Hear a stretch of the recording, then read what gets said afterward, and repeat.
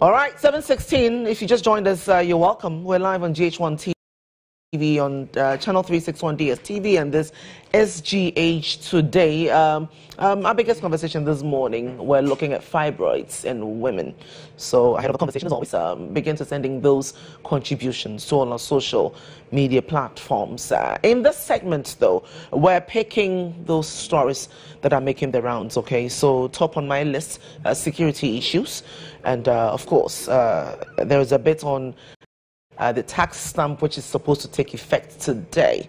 And guess who's going to be bearing the brunt? Yourself and myself. And so we're going to be having to talk, to this particular issue. We know there are all kinds of threats, as this whole new initiative kicks in. We'll try and see how best that we can deal with it. I'm joined, though, by Edgar Ridu, who is an insurance expert, and we're going to be looking at the stories that I have just mentioned. I want you as well to tell exactly what you think, about these headline stories that I have shared.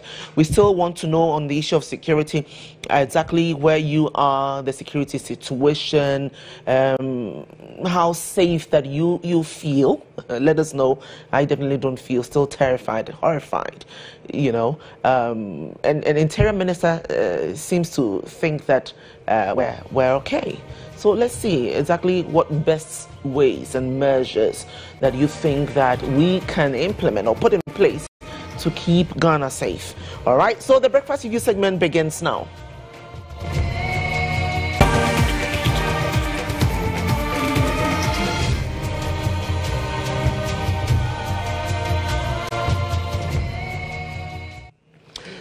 All right, so, Daily Graphic, cashier gunned down in Tema. Robbers escape with 200,000 Ghana cedi booty. The Chronicle says robbers gunned down Lebanese in another broad daylight robbery. Daily Guide, Lebanese shots dead in another daylight robbery. It's captured in all the papers. Armed robbers gunned down Lebanese 54, make away with 200,000 Ghana cedis. All right, Edgar. I forgot I didn't introduce you. You're welcome to the show. Thank you. Good to see you. Nice one. Yeah. Yes. So, security issues in Ghana has gotten out of hand. Well, good morning to you, based on, of course, to the viewers. It's rather unfortunate that we keep talking in this country, paying unnecessary lip service because we cannot speak English language. So we are just going around talking. The Interior Minister is talking. The next thing you hear is that the Parliamentary Committee on Defense and Interior are going to bring all kinds of unnecessary wasting money. The issues that we have on the ground, as I've said, even the way they're talking about it tells you they don't even have an idea. They don't even know exactly what the problem is. The Minister of Interior is bereft of ideas. Even the committee in Parliament, all they are saying is totally out of place. The security couples themselves, they are out of place. Now, one of the things that is so important here is that for Nana Addo to succeed, for his name to be written in the books of Ghana as one of the good presidents, he is failing in that direction seriously because he is not showing that he has the capacity and control over the issues. Look, as we all know, if there is no peace, if people's lives are not guaranteed, if security is a problem, there is no way development can ever happen. Indeed. There's no way so your one district, one factory, your one village, one dam, your free SHS, your building this, Ghana Beyond Aid and all that. If there is no security in place, you will never succeed in any of these things. So Nana Akufo-Addo's priority number one should not be the one district, one factory thing. It should be security and peace. And that is actually the number one function of the, national security. That's the number one function. Because without that, nothing can happen in the country. This morning, the new Crusading Guide is talking about more German investors to hit town. That is all part of the talk because Nana Addo is there and he's talking English language. But they won't come. No, because you see, at the end of it all, even look at one of the papers, the family of the Lebanese guy at the side there. How do you think information will trickle down to that country? Some years back, there was this Lebanese guy, Paul Figali, right? Had gone to play golf, and someone on the Spintex Road, he was abducted, killed, and all that. Do you know the signals is sent to the community? You know, and as I said, our people just do not get it. I've heard a lot of talk going on here. The system started failing around. You want to talk about Bevlo Lati, you want to talk about Yadanko, and you want to talk about Kendapa. All these three people have failed us. They're talking National Security Minister. National Security, they failed us. You see, and I've said this thing on numerous platforms. The problem we have in this country is this. We have sat down and allowed so many weapons, so many arms to come into this country from unknown places. We are sitting here and people are manufacturing all kinds of weapons. They call it locally manufactured guns and what have you. And nothing is happening. So what do you expect? You know, the interesting thing is that they know exactly what the problem is. If they knew exactly what the problem, they would not be talking the way they are talking. I mean, the arms issue, for instance, that you talk about. And I'm saying, that is the problem. These arms have been there since 2008, 9, because you see, I recall that even before 2008, Kufuor did something. When Kufuor came to power, he gave some kind of funny, how would I call it, free will or something for people to surrender their weapons. It even happened, I think, a couple of years back as well. They did that. You come and surrender your weapons. Because realize so many weapons were in the hands of people, and that was dangerous. We have 2.3 million now. So as we sit today, is it about going to sit in parliament and talk English language? Is it about getting cars for the police? Is it about getting helicopters for the police? That will not solve the problem. You see, strategically, they are bankrupt. First of all, how do you retrieve the arms from the people? That is your number one thing. That is your number one, because as we walk on the streets now, right? Let's take it up from the Kanda Highway to GH1 here, on this road. There's no policeman there. Someone walks into the street, or somebody in the motor runs, boom, shoots somebody. He's gone. What are you going to do? What time would you get the police, and what type car are they going to use? The man on the motorbike, where is he even driving and riding through? He's gone. So strategically, if you are listening to what our people are saying, they bankrupt. They don't even understand it. And as I've said, beyond this, way in the north, almost everybody has a gun in his house. There are curfews in the northern region, not official curfews, but self-imposed curfews, because people can just gun you down at any time. People can just gun you down at any time. That is what is happening in the north, right?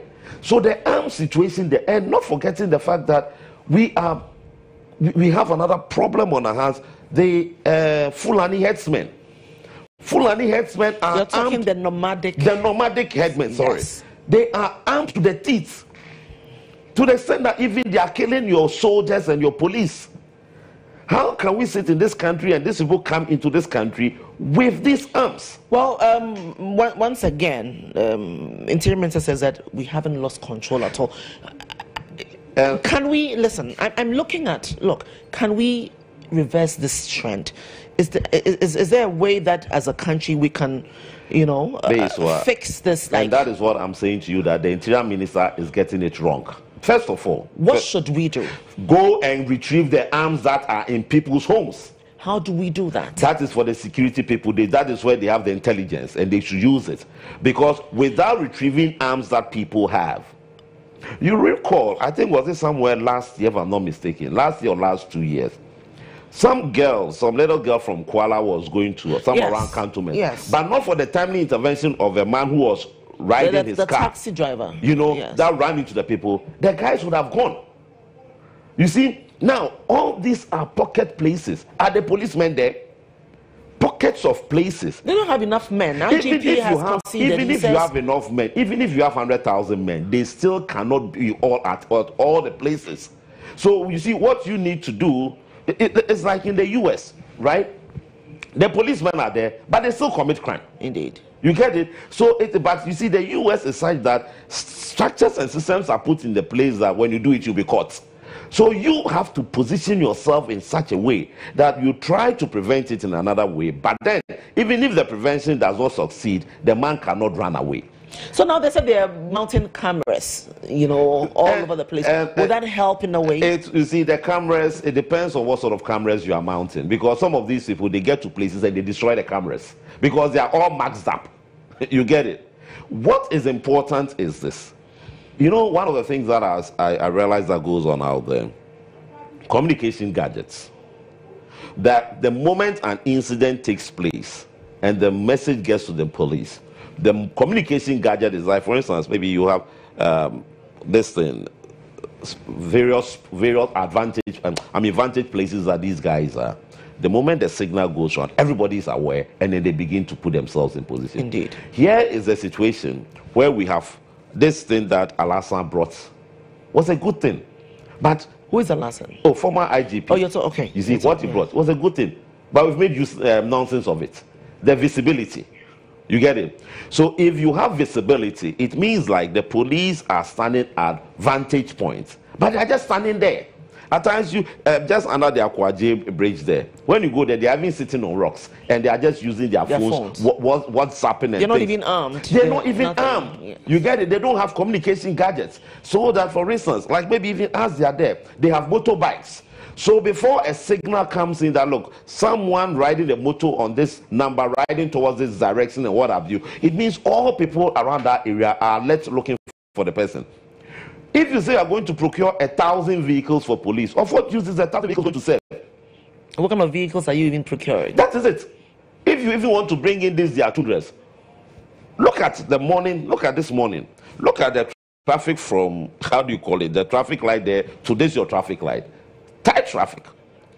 If a criminal is using his motor to wrangle his way out, would your tundra get access to it? Before you get here, he's gone.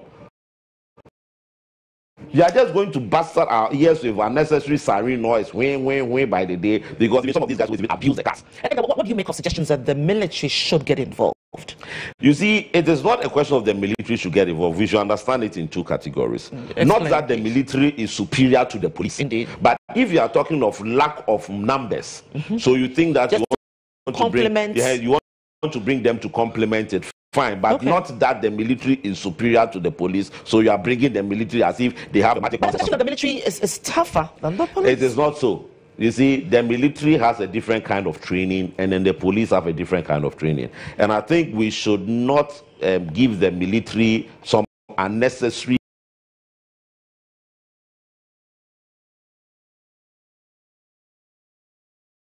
impression like they are superhuman beings.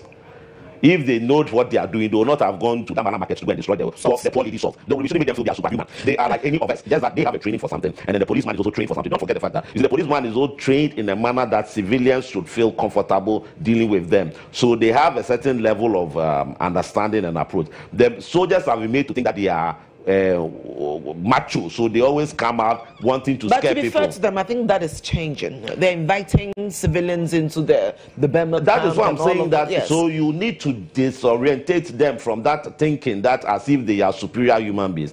They're not, because one of the things that they do, you know, because they're always holding guns, so they make them feel like they are superior. Let's stop giving them that impression. They are not. They are like any other person, just that we all have different levels of training and different levels of appreciating issues and how we confront matters and all that. They are different. Security aspects as well have spoken about the fact that a policy would work if we had a policy that would show us the direction as to exactly how to fight crime in Ghana. Exactly that policy in the use of guns, for instance, that probably could help. It wouldn't help. You see, that's what I'm saying, that strategically. Can you imagine a situation if everybody had a weapon in this country? Do you know what would have happened? It is not about guns, it's about strategy. And the strategy is security intelligence. And you know, one of the things that we're saying is that, look, first of all, the country itself is cash-strapped. You get it? So if you are talking about security, it doesn't mean then you have to pump all your money in there, because no amount of money would you pump in there that will cover the whole of Accra. I mean, the whole country. No amount of, you see, so what you do is prudent use of resources and strategy that will hit the point. And I'm saying that in the interim, right? For instance, this cars that the other day I said was totally unnecessary. These Toyota Corolla cars that you said you were going to buy for the police, that now you come and say it is for administrative use. And I ask myself, so what? They should sit in their cars, in their homes, and send it to office. That is what you bought the car for, when you want operational issues. Now, if you had bought modern day state-of-the-art motorbikes, would we not have gotten more than the 100 Toyota vehicles? And would those motorbikes not do a perfect and better job than what these the Corolla cars are going to do? It's all about strategy. And as communication gadgets. When an incident happens at Circle, right, there's a policeman there. The man is moving towards the Achimota section. Has he got a gadget that immediately he can communicate on? And all those along that stretch of the road will just gang up and immediately be trying to face whoever is there. It is prudent use of your resources, efficient use, and you get the best out of it. It's not about going to buy helicopters and going to buy cars and things. Yes, we need the helicopters. It helps in, identifying them, especially night patrols. When they are around, you can throw your lights to show whatever it is like. But even that one comes with a question of how swift. So I think you make a lot of, very, crucial points. But coming back to yesterday's incident that happened in Tema, isn't it a clear case of an inside job? The Tema incident and then the North Carnation incident, yes. It's all inside.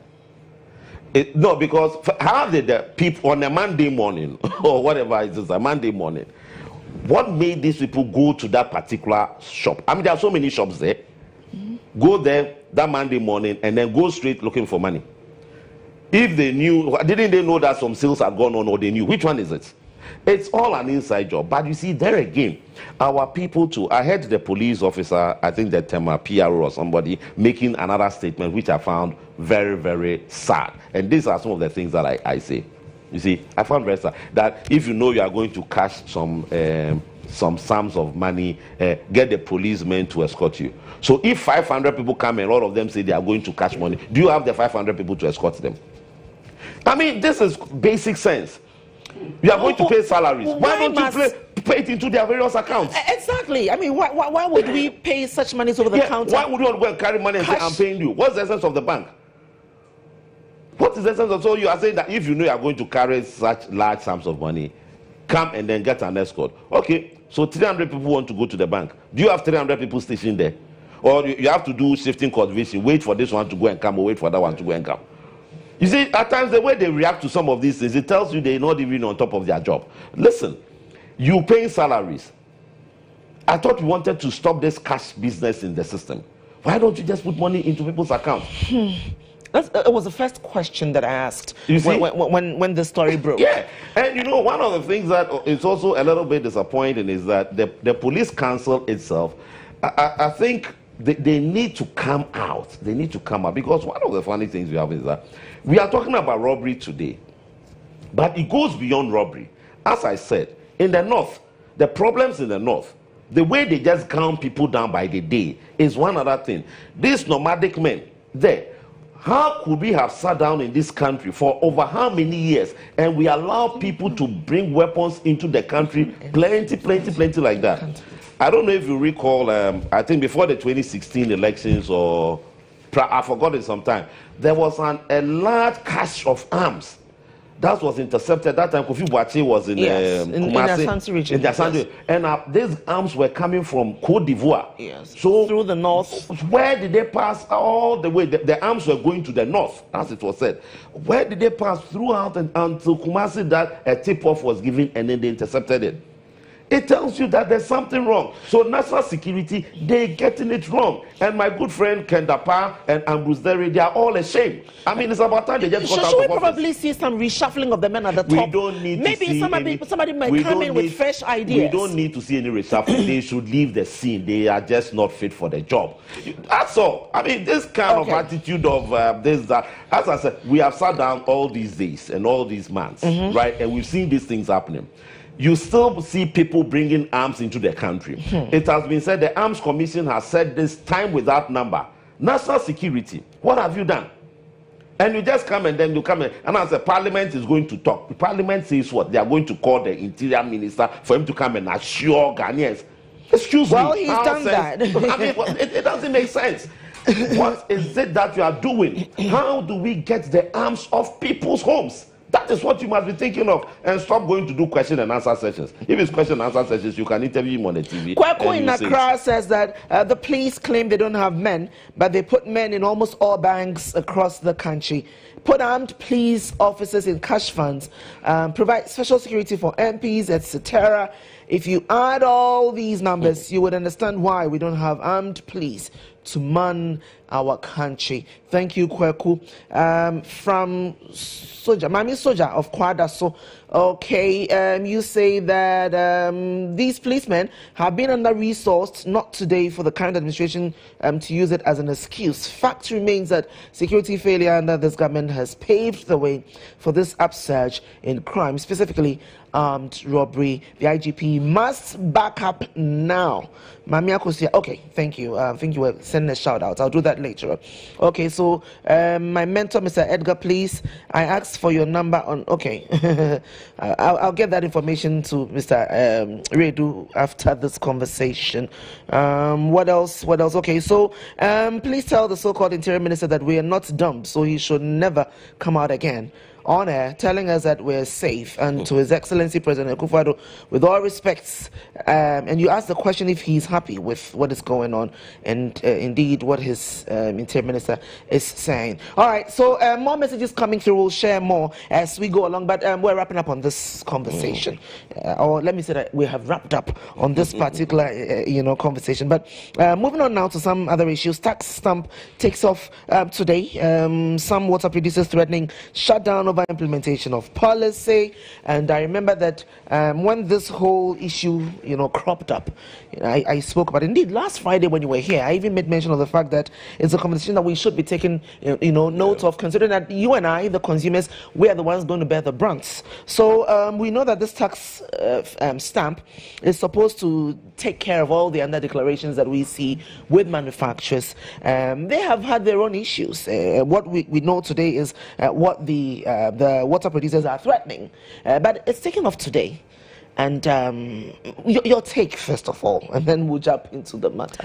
Well, I think that the finance minister has a duty. He thinks that there's a need for everything taxable should be taxed, okay, and therefore he needs to put the structures and systems in place so that they can maximize whatever revenues that is needed. I don't think I have a problem with making sure that everything that needs to be taxed is taxed. But then the issue is that, are you sure we are doing it the right way? Because you see, one of the funny things is that as we are complaining today, even the logistical problems, we are talking about the police, we're doing all this, it's all about revenue. Okay, it's all about revenue. So if there's enough revenue in the system, so is it that they can be deployed, and therefore the areas that need these things can actually be dealt with. But I don't think that the way and manner they are going about it would actually help.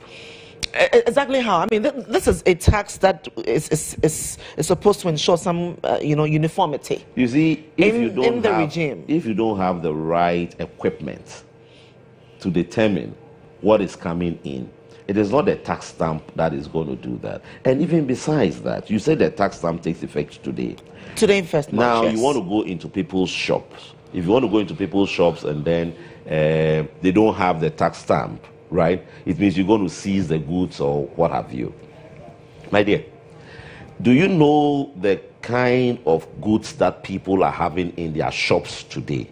Do you know the quantities of these? What are they talking about? Some drinks, some water, some tobacco and what have you. Do you know the quantities that people are having in their warehouses as at today? That's a good question, and indeed the products are tobacco, alcoholic and non-alcoholic beverages, bottled water and textiles. And that's just for the first phase. So do you know the quantities that people are having in their offices today? And do you know the period of time these items will be sold off? Indeed. So even if you say, let me give you 1 month, 2 months, and after those 2 months the things have not been sold off, what are you going to do? Are you going to seize them or what? You see, I always have a problem. And my problem is that if you don't work, how do you expect to be successful? Government by the day, we are a developing country. The president and all his people from 1642, everybody has been talking about the private sector, private sector, private sector. For Christ's sake, Ghana's private sector is a weak private sector. You can never depend on it. It is a weak private sector. What private sector are you talking about? These small, medium-scale businesses or what? And themselves, they've done very little to even boost the sector. You know, so we're getting it wrong. What you need to do is you, the government, work. Government, initiate ideas. Look, for instance, the Agric Minister says that he's brought planting for foods and jobs and things. Fine. It's one way of trying to initiate something good. But you know what? If you think deep, you will know that you can make good revenue. Good revenue. There's a hotel somewhere along this area called Kempinski. Kempinski Hotel, when they were coming up, they had to order flowers to the tune of almost 200,000 US from Cote d'Ivoire. Meanwhile, you have a Parks and Gardens sitting here under the local government ministry, a useless office sitting there. So if Parks and Gardens were doing their job well, this $200,000, would it go to Cote d'Ivoire? How many? 2 weeks ago. 2 weeks ago, you people celebrated what you call Valentine. Which people? Oh, you the ladies. Ghana. You said you like the world celebrated Valentine. Valentine. Good. Yes. Kenya made over $1 billion from the export of sunflower, rose. And you have your whole Afram plains sitting there full of wheat. Meanwhile, the finance minister is working in Hong Kong, Singapore, and trying to get people to come and buy Eurobond. If you had put the soil to good use, you would not go begging for monies. You get it? If you have put the soil to good use, you will not go around begging for money. It is all ideas. Lack of, look, you see your phone. Let me tell you something here. That lady who is being tried, I don't know what's happening, whether she's been tried or she's been tried in South Korea, their former president, Park. When she was made a president, right, her first interview, she was asked, what are your ideas for South Korea? What do you have? And you know what she said? She said, my ideas is to what? Develop brains. Develop brains. Now, you know one funny thing? Look at all the cell phones that are around the world. The glass covering the cell phone is all coming from that area. Every quarter, they're making not less than $15 billion just because of the glass that covers the cell phone. Ideas. Well, that's what God gave us as mammals. So, you know, that's what I'm saying. So if you cannot think deep, if you cannot put your action into being, and then when the president talks, he's talking about a country full of natural resources and all that, and we've got bauxite and we've got gold. Yeah, my Christ, I mean, you can speak like that.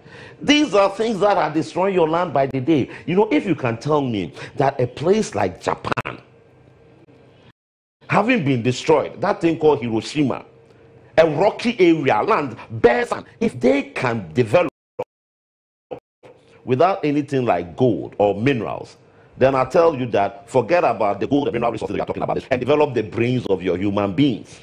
So I think in effect what you're saying is that fine, it's a good policy, but the way they're going about it is when you have a problem. No, I'm not saying it's a good policy. What I'm saying is that it's good to ensure that everyone pays tax. Indeed. It's good because we need it. But what you are doing would not give you the required monies that you expect to develop the country. So I'm giving you ideas that instead of doing this, focus, because other people have done things. They did not do this. They needed to. Look, you know something? In Singapore, last year, they ran a budget surplus. They ran a budget surplus that now they are going to share money to every citizen. And the interesting thing is that those in the lower income earning group, they are going to get more. And then those in the upper they get some little something. They had a budget surplus. You know, so if you are sitting here and all we can do in this country is always hold conferences, every day there's a meeting going on at the ministries, every day there's a meeting going on at the ministries, today this workshop, tomorrow that, but we're still coming down. It tells tells you that you don't have it. You know, so it is more of having what it takes to develop. And if you don't know the value of the soil today, if you know what the soil can give you, we would not have wasted our time on so many things.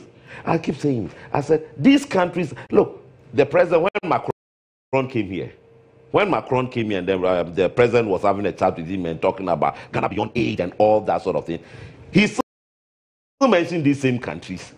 He mentioned the countries, what they say. He mentioned the Singapores, he mentioned the Malaysians, the South Koreans. Every day, every minister is mentioning it. But those guys, what do they have? They don't have the minerals you are talking about. They use their brains and they develop their things. So while we wait for government to begin to look at all of these other areas, they are telling us that they want to industrialize the economy. You think it's for the short term? You think that would be a good move, or this is a move that would probably kill the local? When you say you want to industrialize the local economy, it's all grammar. It's all grammar. What do you mean by want to industrialize the country? We want to industrialize the country. We've heard it since 1642 to date, and we're going now. Look, the same way you are talking. If you want to industrialize the country, how many years ago? What happened to our Akasanoma? What happened to our Sanyo? Were all these companies not existing before the likes of Samsung, the likes of, what's the name, Gold Star, what name them? Were they not existing before? So what happened? Right? Today, you have, how do you call it, one whole Chinese company has come to set up a big warehouse in Kumasi because you say you don't want them in the retail business. So now they've brought all the tiles from China into that warehouse, so they say they are doing wholesaling. But meanwhile, I used to have Gihok Marble Works in this country. If you know the amount of monies that we have spent by way of exporting, capital flight out, just to import tiles into this country, you weep for yourself. But meanwhile, we have people who are in charge and they simply just can't do nothing. It's about time we told them they are a complete mess and they should just get out of the system. Listen, a lot of you are still talking security issues. Somebody is asking about Kwesi Boakye, Adam Musa. Okay, I'm sure that the police apparatus have heard you. What happened to all the police recruits they sacked last year? The service have their names. I think they should check what they are doing now as they're jobless. Kindly let the public know that Nungwa police station is very corrupt. The president should please do something about it. Yes. So yeah, a lot of messages coming through, and we're wrapping up. I just want to ask one question. If you can help me with the Daily Heritage newspaper. Yes. So banner headliner, Abuga, or jailing of Abuga Pele Asibit. And it says that there were bigger fishes, says director of YEA. I heard Manasseh Azuri, who actually broke this whole story as well, that, look, there are bigger deals in this particular, report than what we have seen. Do you think that these issues of conspiracy should be looked into? No, you see, the problem I have is this, that this matter came up sometime in 2013. And it's been running for all this period of time. At the time, the AG was preparing the dockets and going to court, or even at the time that the matter went to court. Why is it that all these issues did not come up? Right? Now, you've allowed this prosecution to go on for how many years now, and then the matter had come to a conclusion, and you say there are bigger fishes. What were the cases that went to court? If you felt that the cases went to court did not really hit the matter, immediately you could have brought it up, and it was for them to look at it again. On the other side of the matter, have you gone to look inside the issues relating to what the Attorney General may have done in terms of finding out whether it would have been appropriate to brought these guys into the picture, or whether they would have succeeded in whatever they were doing with these guys? It's too broad a subject. You need to go into it and understand how this, because see, first of all, the Attorney General must be sure that the case that I'm sending to court, I'll be successful there, right? Yes, there may be bigger fishes in the things, but probably the evidences that are against them, or the facts available, whatever it is this something that I can really succeed in there? There are so many things that you need to ask. And before we come up to some of these things, we need to go back and investigate to find out what actually went on, that these guys were not brought into the matter. Be as it may, I don't think a criminal case is to thy kingdom come. So now we have a special prosecutor okay, he's setting up his office. You can bring up the other people who you felt that, look, these people should have also been tried alongside these ones. And the special prosecutor can look into the matter. If he thinks that there's merit in the case, I don't think Hamidu would, let it bypass. He would definitely go straight into the matter. Well, irrespective of the sizes of the fishes, I believe that a lot of monies that are lost to the state. And even before we get to the Special Prosecutor's Office, I want to believe that at the YEA today, we have all of those, structures put in place to prevent similar tragedies. Edgar Redu, thank you so much. Actually, we have to do that, but I think one of the problems we have is that we shouldn't be so quick to judge people because we know of this or we've heard of this. So we've got to be a little bit careful when some of these things are going on. All right. Well, so Edgar Redu is an insurance expert. Edgar, thanks once again. The show continues. We have that fibroid conversation coming up right after this. We have some updates in your world of arts and entertainment, your messages as well, coming through thick and fast to all our social media platforms. We'll share a couple of them. So stick around, don't go anywhere, and be sure to get interactive with us.